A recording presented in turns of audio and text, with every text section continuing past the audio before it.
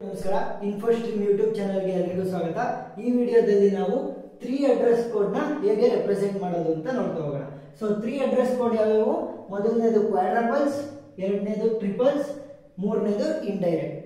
So first ಏನ್ ಮಾಡಬೇಕು ಅಂತಂದ್ರೆ ಕೊಟ್ಟಿರುವಂತಹ ಕ್ವಶನ್ ಅನ್ನ 3 ಅಡ್ರೆಸ್ ಕೋಡ್ ಗಳಾಗಿ ಬರೀತಾ ಹೋಗಬೇಕು. ಸೊ ಹೇಗೆ ಬರೀತೀವಿ ಅಂದ್ರೆ ಫಸ್ಟ್ ಬ್ರಾಕೆಟ್ ಒಳಗಡೆ ಇರೋದೇನು A star B, A star B.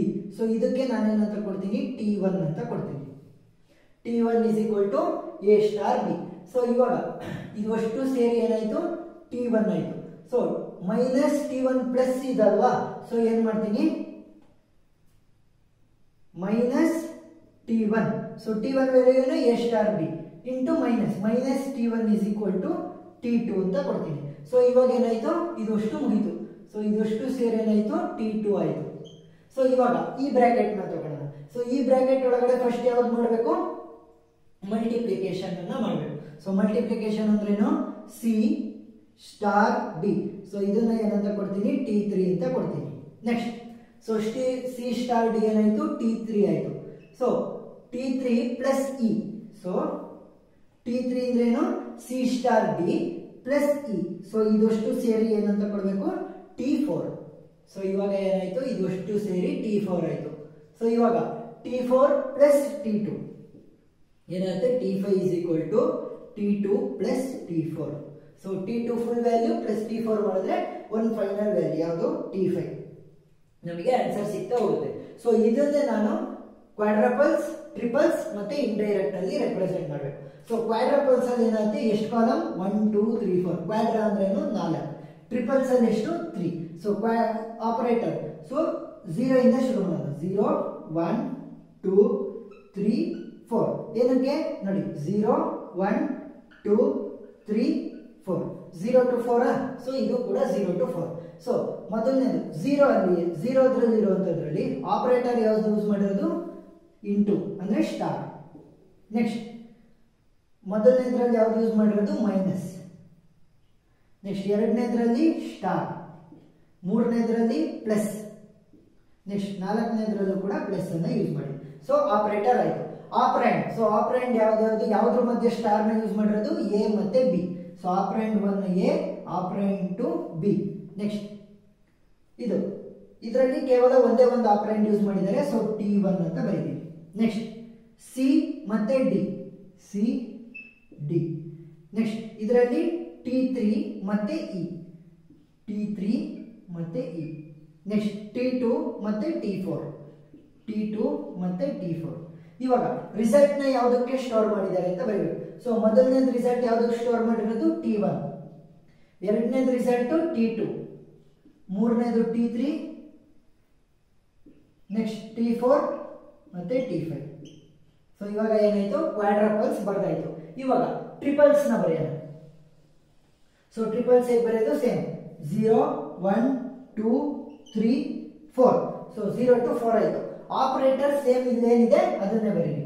Star minus star plus plus. ಇವಾಗ ಆಪರೇಟರ್ಸ್ ನ ಬಂದಾಗ ನೋಡೋಣ. ಸೊ ಆಪರೇಟರ್ ಯಾವ್ದು ಯೂಸ್ ಮಾಡಿರೋದು A ಮತ್ತೆ B, A ಮತ್ತೆ B ಅನ್ನ ಯೂಸ್ ಮಾಡಿದೀವಿ. ಸೊ ಇವಾಗ ಏನ್ ಮಾಡ್ತೀವಿ ಅಂತಂದ್ರೆ A ಮತ್ತೆ B ನ ಏನ್ ಮಾಡಿದೀವಿ ಸ್ಟಾರ್ ಅಂತಂದ್ರೆ ಮಲ್ಟಿಪ್ಲೈ ಮಾಡಿರೋದು ಏನಿದೆ 0th ಅಡ್ರೆಸ್ಸಿಂಗ್ ಕೋಡ್ ಅಲ್ಲಿ ಇದೆ. ಸೊ 0th ಅಡ್ರೆಸ್ಸಿಂಗ್ ಕೋಡ್ ಅಲ್ಲಿ ಇದೆ. ಸೊ ಇವಾಗ ನಾನೇನ್ ಬರೀಬೇಕು T1 ಅದರ ರಿಸಲ್ಟ್ ಅನ್ನ ಬರೀಬೇಕಲ್ವಾ. ಸೊ ರಿಸಲ್ಟ್ ತರ ಬಂದಾಗ ನಾನೇನ್ ಮಾಡ್ಬೇಕು ಅಂತಂದ್ರೆ ಈ T1 ಇನ ಫುಲ್ ರಿಸಲ್ಟ್ ಯಾವ್ದರ ರೆಫರೆನ್ಸ್ ಅಲ್ಲಿ ಇದೆ 0th ಅಡ್ರೆಸ್ಸಿಂಗ್ ಅಲ್ಲಿ ಇದೆ. ಸೊ ಏನ್ ಬರೀಬೇಕು 0 ಅಂತ ಬರೀಬೇಕು. ಸೊ 0th ಅಡ್ರೆಸ್ಸಿಂಗ್ ಅಲ್ಲಿ ಇದೆ. ನೆಕ್ಸ್ಟ್ ಇದರಲ್ಲಿ C ಮತ್ತೆ D ಇದೆ. ಸೊ ಇದು ರಿಸಲ್ಟ್ ಸೈಡ್ ಅಲ್ಲಿ ಎಲ್ಲೂ ಇಲ್ಲ C ಮತ್ತೆ D. ಸೊ ಏನ್ ಮಾಡಬೇಕು C ಮತ್ತೆ D ಅಂತ ಬರೀಬೇಕು. Next T3. ಸೊ ಇಲ್ಲೇನಿದೆ T3. ಸೊ T3 ಯಾವ್ದ್ರದ್ದು ರಿಸಲ್ಟ್ T3 ಎರಡನೇದರ ರಿಸಲ್ಟ್, T3 ಎರಡನೇದರ ರಿಸಲ್ಟ್. ಸೊ 2 ಅಂತ ಬರೀಬೇಕು. Next E. ಸೊ E ಯಾವ್ದ್ರ ರಿಸಲ್ಟ್ ಅಲ್ಲ. ಸೊ E ಅಂತ ಡೈರೆಕ್ಟ್ ಆಗಿ ಬರೀರಿ. ನೆಕ್ಸ್ಟ್ T2 ಮತ್ತೆ T4. ಸೊ T2 ಯಾವ್ದರ ರಿಸಲ್ಟ್ T2. ಸೊ T2 ಇರೋದು ಮೊದಲನೇ result. So 1. Next T4. So T4 ಯಾವ್ದ್ರ ರಿಸಲ್ಟ್ ಮೂರನೇದ್ರ ರಿಸಲ್ಟ್. ಸೊ 3.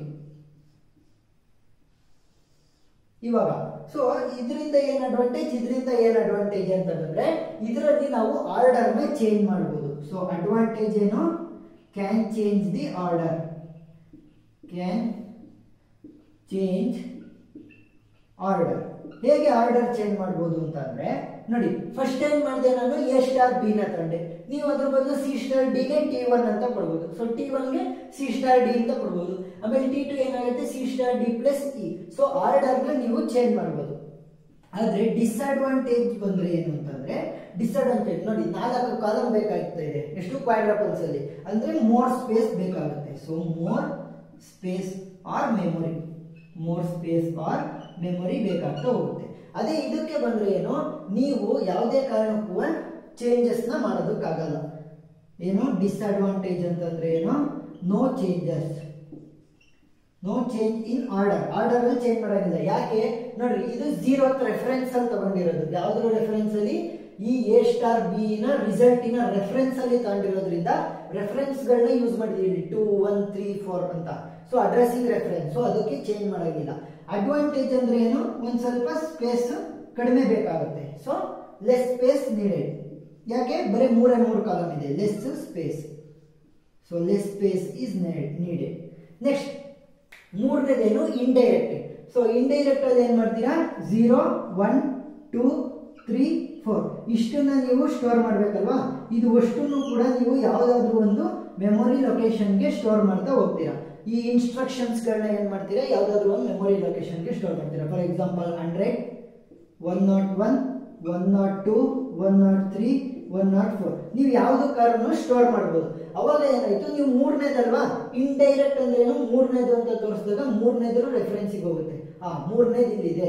ಸೊ ಮೂರನೇದ್ರಲ್ಲಿ ಏನ್ ಮಾಡ್ತಾ ಇರೋದು, ನಾನು ಎರಡನೇದ್ರದ್ದು ರಿಸಲ್ಟ್ ಜೊತೆಗೆ ನಾನು ಇ ಅನ್ನ ಆಡ್ ಮಾಡ್ತಾ ಇದ್ದೀನಿ ಅಂತ ಗೊತ್ತಾಗ್ತಾ ಹೋಗುತ್ತೆ. ಸೊ ಇವಾಗ ಏನಾಯ್ತು, ಇಂಡೈರೆಕ್ಟಿಂಗ್ ಅಲ್ಲಿ ಟ್ರಿಪಲ್ಸ್ ಅನ್ನ ಯೂಸ್ ಮಾಡ್ಕೊಂಡು ನಾವು ಇಂಡೈರೆಕ್ಟ್ ಗೆ ಯಾವ್ದಾದ್ರು ಅಡ್ರೆಸ್ ಗೆ ಕೊಡ್ತಾ ಹೋಗ್ಬೋದು. ಸೊ ಇದ್ರ ಮೇಜರ್ ಡಿಸ್ಅಡ್ವಾಂಟೇಜ್ ಅಂತ ಅಂದ್ರೆ ಏನು ಅಂತಂದ್ರೆ, ಸೊ ಡಿಸ್ಅಡ್ವಾಂಟೇಜ್ ಅಂತಂದ್ರೆ 2 ಮೆಮೊರಿ ಬೇಕಾಗುತ್ತೆ.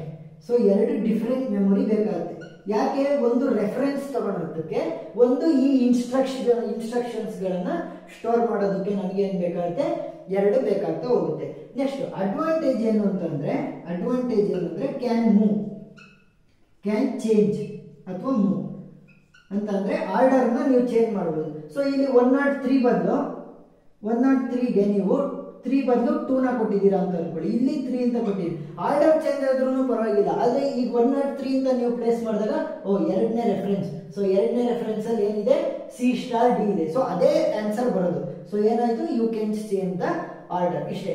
ರೆಪ್ರೆಸೆಂಟೇಷನ್ ಆಫ್ 3 ಅಡ್ರೆಸ್ ಕೋಡ್ ಅರ್ಥ ಆಗಿದೆ ಅಂತ ಅನ್ಕೊಂತೀನಿ. ಏನಾದರೂ ಡೌಟ್ ಇದ್ರೆ ಕಮೆಂಟ್ ಸೆಕ್ಷನ್ ಅಲ್ಲಿ ತಿಳಿಸಿ. Thank you.